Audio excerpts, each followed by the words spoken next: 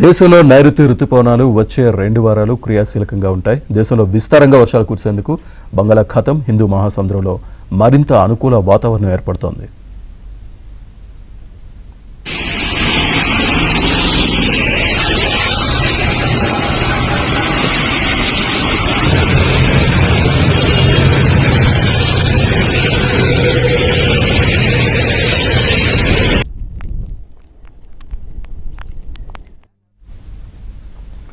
దేశంలోని ఉత్తర, తూర్పు ప్రాంతాల్లో స్వల్పకాలిక వర్షాలు కురిపించే వ్యవస్థలు మరింత చురుకుగా మారుతున్నాయని వాతావరణ నిపుణులు చెబుతున్నారు. ఈ కారణాల వల్ల వచ్చే 2 వారాల్లో దేశంలోని అనేక ప్రాంతాల్లో రుతుపవనాలు క్రియాశీలకంగా ఉంటాయని అంచనాకు వచ్చారు.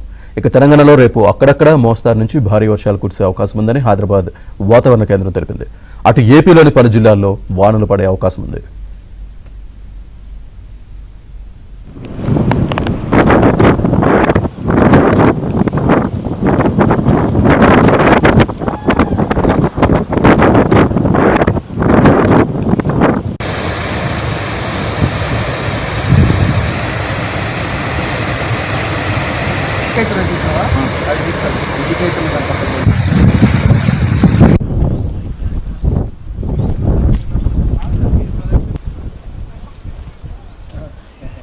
ఓకే నేను నిన్నే ఉన్నా.